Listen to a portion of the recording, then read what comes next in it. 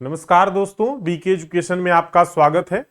तो आप सभी के लिए एक महत्वपूर्ण सूचना है जो कि यूपी ट्रिपल एससी जेई 2024 के लिए शॉर्ट लिस्टिंग आ गई है। ये आप लोग सभी लोग जानते हैं और हम वीडियो लेट बना रहे हैं इसलिए क्योंकि काफ़ी चीज़ें जो है हम देख रहे थे कि जैसे आप लोग देखे भी होंगे नोटिस में कि 26,205 कैंडिडेट शॉर्ट लिस्ट हुए हैं और ये डाटा कहीं ना कहीं बहुत ज़्यादा है। इसलिए ज्यादा है क्योंकि इसके हिसाब से अगर हम देखें तो बहुत कम लड़के हैं। और ये कैसे अंदाज लगाया जा सकता है, देखिए आरटीआई भी बहुत सारे लोग किए थे, तो आरटीआई में जो है वो पूरा जो टोटल 30,000 है वो करके आया था, कोई उसमें अलग नहीं था। हम भी ये कभी नहीं कहे कि आपको कि हाँ 12,000 है 15,000 है, ठीक है, क्योंकि जो अफवाह उड़ी थी उसी पर सब बात कर रहे थे। ठीक है, कुछ लोग अफवाह उड़ाए होंगे जो कि वो चल रहा था वही सब लोग सुनने में आ रहा था, लेकिन रियल में भी हो सकता है कि वही हो डाटा, मतलब कुछ हद तक वही हो।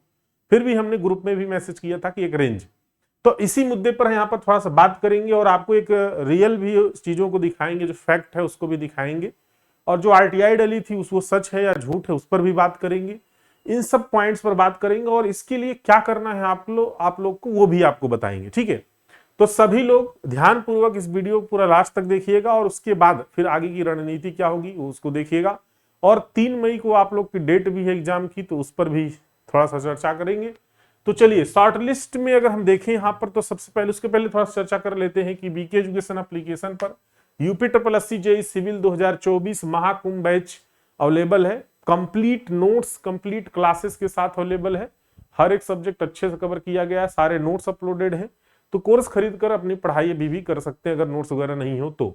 आगे बात करते हैं, जरा सा देखिए, जैसे एक ये नोटिस, ये मतलब न्यूज में बहुत तेज मार्केट में फैला हुआ था, वायरल था, और इसमें जो है ये बताया गया है कि आरटीआई का एक जो है नोटिस है। ये देखिए एक्चुअली है क्या, ये आरटीआई डाला गया था ये। अब ये फेक नहीं है, इस पर कैसे आप समझेंगे जरा समझिए। देखिए कुछ लोग कहना है कि सर ये यूपी एसएससी लिखा है जबकि यूपी ट्रिपल एससी होता है। देखिए जब आरटीआई डलता है ना तो वहां पर यूपी ट्रिपल एससी करके नहीं आता है। मैं अभी इसका प्रूफ भी आपको दिखाऊंगा, ठीक है, अभी जस्ट दिखाऊंगा इसका प्रूफ भी कैसे। अब यहां पर जरा देखिए कि इसमें जो है ये बताया गया था कि 8 परीक्षा 2024 अवर अभियंता के लिए जो है वो टोटल 30,415, और ये जो आया हुआ है ना ये ऑनलाइन का नहीं है ये, यानी कि ये जो अप्लाई किया गया होगा आरटीआई, ये जो है टाइपिंग करके मतलब लिखित रूप से भेजा गया होगा या पोस्टल टाइप का है ये, ठीक है, ये ऑनलाइन नहीं है। तो ये भी डाटा सही है, ये जो रजिस्ट्रेशन नंबर है इससे भी आप देख सकते हैं, लेकिन उसके लिए आपको जो है ईमेल आईडी वगैरह डालना पड़ेगा तभी ये दिखेगा। अब एक चीज आपको बता दें कि ये यूपी एसएससी की बात जो हो रही, देखिए अभी दूसरा एक और यहाँ पर कोई डाला था। अच्छा, ये जब फार्म की लास्ट डेट खत्म हो गई थी उसके 2-3 महीने बाद डाला गया था ये अभी जनवरी में डाला गया था, जो कि फाइलिंग दिसंबर में था और जनवरी में इसका आया था वो। ये भी देखिए यूपी एसएससी करके लिखा है, ट्रिपल एससी नहीं लिखा है यूपी, और इसमें भी 30,420। देखिए डाटा दो चार इधर उधर हो सकता है, अब कैसे ये एग्जैक्ट डाटा नहीं है वो अब आयोग ही समझे उसको। आगे यहां पर देखते हैं, जो मैं बता रहा था कि यूपी ट्रिपल एससी नहीं है आरटीआई में। जब आप आरटीआई ऑनलाइन UP.gov.in की वेबसाइट पर जाएंगे और उसमें सर्च करेंगे तो इस तरह के वेबसाइट खुल के आ जाएगा आरटीआई ऑनलाइन वाला, और उसमें जब आप फाइल वाले पर जाएंगे तो उसमें देखिए पब्लिक अथॉरिटी में इसमें जो पब्लिक अथॉरिटी इंक्लूड है उस पर क्लिक करेंगे तो ये ढेर सारा लिस्ट आती है। तो उसमें मैं एक देखिए यूपी ट्रिपल एससी वाला सेलेक्ट किया हूं, लेकिन ये यूपी ट्रिपल एससी के नाम से नहीं है। अगर इसको हिंदी में कर देते हैं, फाइल को इसको हिंदी में कर देते हैं, तब यह बाकायदा हिंदी में लिखता है उत्तर प्रदेश अधीनस्थ सेवा चयन आयोग। लेकिन अगर इंग्लिश में करते हैं तो Uttar Pradesh subordinate service commission ही सिर्फ लिखता है, यानी कि UPSSC लिखता है बस। तो इसका मतलब है कि ये जो नोटिस है ये जितनी है यहाँ पर आया हुआ है आरटीआई की, तो ये सही नोटिस है।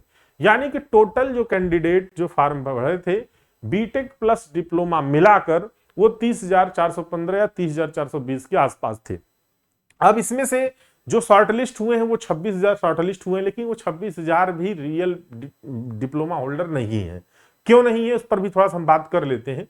देखिए अभी हम उस पर भी फैक्ट आपको दिखाएंगे। देखिए है क्या चीज कि जैसे अभी आप सोचिए कि जब 2022 पेट का जो ड्राफ्टमैन का जब शॉर्ट लिस्टिंग हुआ तो उसमें 17,000 जो है वो लड़के शॉर्ट लिस्ट हुए, आई थिंक अगर हम उसमें मान लो ये समझ लें कि टोटल जो फार्म पड़ा था वो ज्यादा ही पड़ा रहा होगा, हम 19,000 मान लेते हैं, 20,000 मान लेते, शायद 19,000 ही था शायद, शॉर्ट लिस्ट करके 17,000 उसमें जो है एग्जाम देने के लिए आगे शॉर्ट लिस्ट हुए।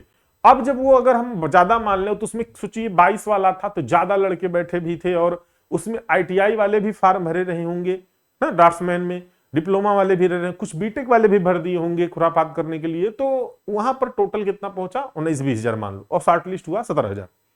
अब 2023 पेट से जो डिप्लोमा होल्डर हैं वो बहुत ज्यादा नहीं थे। अगर हम मान के चलते हैं कि पास आउट भी होते हैं तो इतना भी ज्यादा पास आउट नहीं होते हैं कि वो एक साथ जो है वो इकट्ठे, और जब पास आउट हुए थे तो उस टाइम फार्म पड़ चुका था, वो बहुत लेट हो गए थे, वो नहीं डाल पाए थे, समझ रहे नहीं, जो पास आउट हो गए थे डिप्लोमा होल्डर। तो कैसे ये बढ़े भाई, ये भी सोचने की बात है। अब अगर हम देखें कि जैसे उसमें पड़े थे, अगर उसके बराबर भी लेते हैं तब पर भी 15 से 20,000 के बीच होंगे, अगर उसके बराबर भी लेते हैं 22 वाले पेट के तब पर भी, और वहां पर ITI वाले भी थे तभी हाल है, यहां पर ITI वाले थे हैं ही नहीं ITI वाले। तो इसका मतलब है कि सीधे सीधे सी बात है कि इसमें बीटेक वाले भी भरे हैं। कैसे फार्म भरे होंगे मैं पहले भी वीडियो में ग्रुप में बता चुका हूं आपको। ये क्या करते हैं कि जैसे आप एक तो अलग से 20वां नंबर पे तो आया था टिक करने के लिए, तो वो 7 जून को डेट आई थी उनकी, 7 जून 2024 को अंतरिम आर्डर, और उसको अंतिम माने थे वो लोग ना, समझ रहे हैं। तो अंतरिम आर्डर जो है वो 7 जून को आया था, तो 7 जून तक उन लोग को लगा था कि यार ये फार्म निकल जाएगा और इसको भर दो।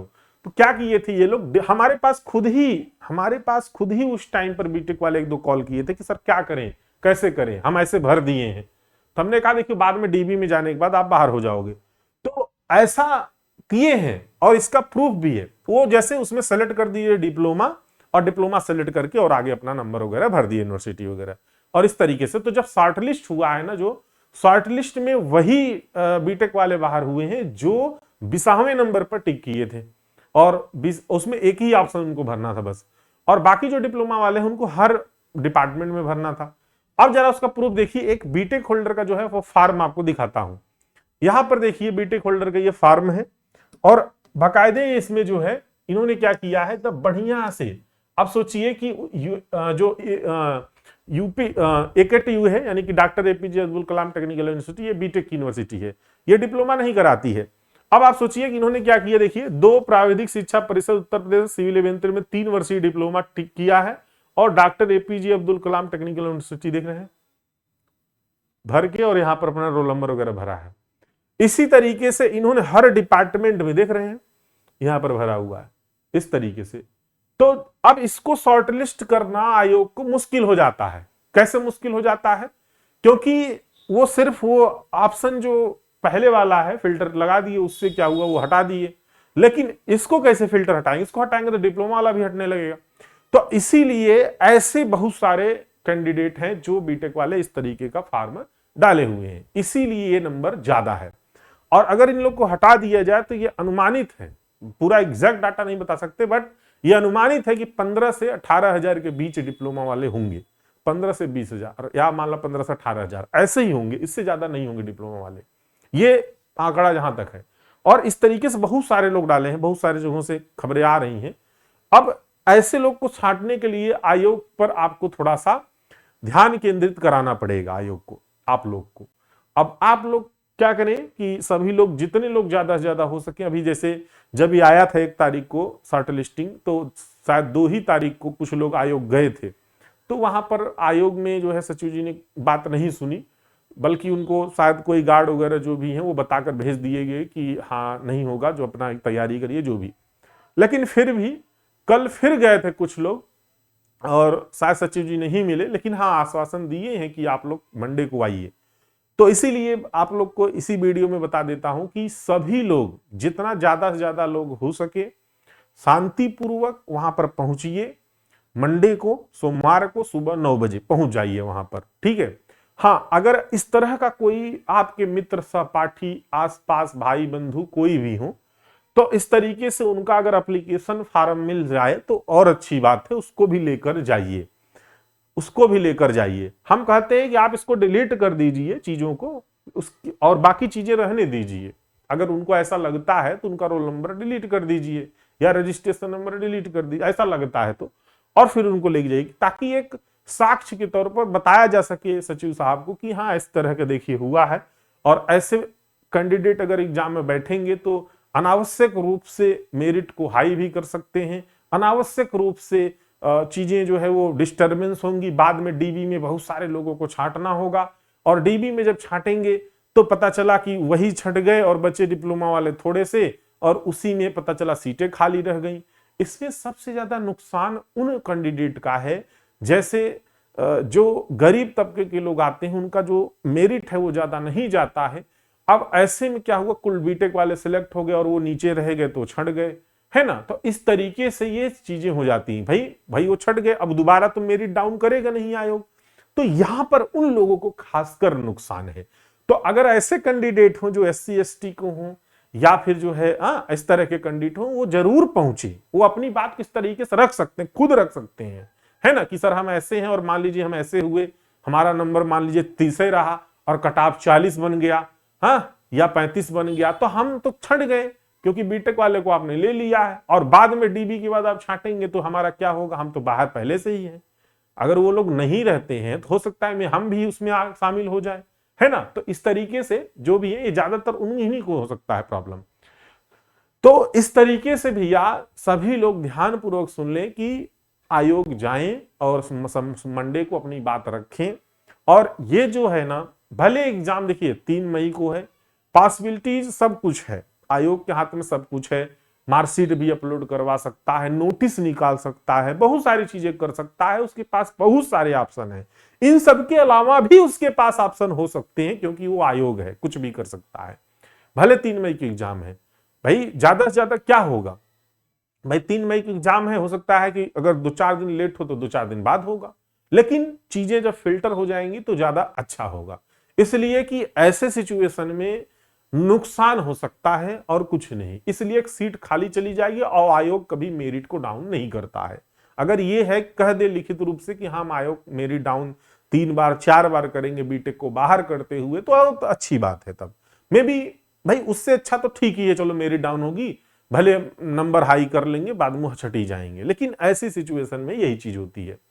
अब इस तरह की चीजों पर भ्रामक खबरों पे मत रहिए कि पूरा 26,000 ही डिप्लोमा होल्डर हैं, इस भ्रामक खबर पे मत रहिए। क्योंकि आप कुछ लोग मैं देखा हूं ऐसा कहते हैं, नहीं अरे फर्जी बता रहे थे 20,000 से 15, रियल में 15-20,000 होंगे, ऐसी बात नहीं है ही नहीं भाई। उतने कैंडिडेट, उतने स्टूडेंट आप किसी भी प्लेटफॉर्म पे देख लीजिए, कहीं भी देख लीजिए, मैक्सिमम किसी कोचिंग में 1000 लड़के, मैक्सिमम किसी कोचिंग में 800 लड़के, मैक्सिमम किसी कोचिंग में 1500 लड़के, इससे ज्यादा लड़के किसी कोचिंग में, पर्टिकुलर कोचिंग में है ही नहीं। और 400-500 ऐसे कैंडिडेट होते हैं, स्टूडेंट होते हैं जो हर कोचिंग में इनरोल होते हैं। जैसे हमारे यहाँ भी कोई अगर स्टूडेंट कोर्स खरीदा होगा तो हो सकता है कहीं और भी खरीदा होगा, तो 400-500 ऐसे स्टूडेंट होते हैं जो हर जगह कोर्स खरीदे होते हैं, 3-3, 4-4 कोर्स। तो इस तरीके से बहुत सारे स्टूडेंट नहीं है, इस चीज को समझिए और आप लोग इसको ध्यान में करके आयोग पहुंचिए ज्यादा से ज्यादा, ठीक है। और वहां शांतिपूर्वक, है ना, चीजों को शांतिपूर्वक, जो वहां पर लीड कर रहा होगा, जो वहां पर चीजों को बता रहा होगा, बस आप एक खड़े होकर एक स्ट्रेंथ को दिखाने की कोशिश करिए, जो होगा वो अपना करेगा वो, ठीक है। अगर आपके पास कुछ ऐसे साक्ष्य हैं तो उनको भी जरूर आप प्रस्तुत करिए। हाँ, अगर अभी आपको भेजना तो आप हमारे व्हाट्सएप पर भी भेज सकते हैं, बीके एजुकेशन पर, ठीक है। तो इस तरीके से अपनी तैयारी भी आप बनाए रखिए, तैयारी को मत ड्रॉप करिए, तैयारी को मत छोड़िए, ये मत सोचिए कि एग्जाम डिले होगा, इसलिए कि ये सब चीजें ना, जब पेमेंट होता है, अभी पेमेंट भी होगा आपका मेंस का, तो उसी समय भी कराई जा सकती है अपलोड वगैरह, सर्टिफिकेट वगैरह, तो इसलिए डिले वगैरह नहीं होगा एग्जाम का, इस चांसेस में मत रहिए, तैयारी कर लीजिए। अगर टलता भी है 2-4-10 दिन का तो आपका ही फायदा होगा, लेकिन मान के चलिए 3 मई को ही एग्जाम है। और तैयारी करने के टिप्स आपको बता दें, ज्यादा से ज्यादा जो आपके थ्योरेटिकल जो भी आपके नोट्स हैं उनको रिवाइज करिए, बहुत क्वेश्चन को रटने का फंडा बंद कर दीजिए। क्वेश्चन रटेंगे क्योंकि ये यूपी SSC है, ये हुबहू क्वेश्चनों को नहीं फ्रेम करता है, हुबहू क्वेश्चन को नहीं रखता है, ये डायरेक्टली क्वेश्चन को अपनी भाषाओं में बनाता है, टॉपिक उठाता है और अपनी भाषाओं में क्वेश्चन को बनाता है। तो जब आप बार बार नोट्स को रिवाइज करेंगे तो क्या होगा कि आप जैसे कोई मूवी देख के आते हैं तो उससे कोई क्वेश्चन पूछता है तो उसी तरीके से ये क्वेश्चन आयोग पूछता है, तो आपसे उसमें से क्वेश्चन पूछेगा। तो इस यही तरीका यूपी ट्रिपल एससी का। ये एसएससी के पैटर्न पर नहीं रहता, ध्यान रखिएगा।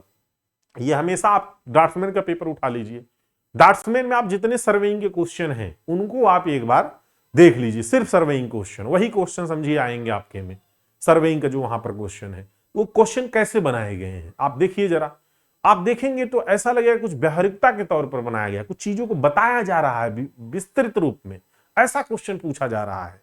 तो आप लोग जो क्वेश्चन जो पढ़िए वो आप ज्यादा से ज्यादा नोट्स को रिवाइज करिए, क्योंकि क्वेश्चन वहीं से आने हैं और उसी तरीके से बनने हैं। ठीक है, चलिए थैंक यू सो मच। तो ये आप लोग के लिए टिप्स था और हम अपडेट देते रहेंगे आपको, लेकिन थोड़ा सा लेट हो जाता है इसलिए कि चीजों को हम जैसे अभी ये सब डाटा के साथ बता रहे हैं तो आपको सारी चीजें एकदम क्लियर हो जाती है। ठीक है, चलिए थैंक यू सो मच, फिर मिलते हैं, तब तक के लिए धन्यवाद।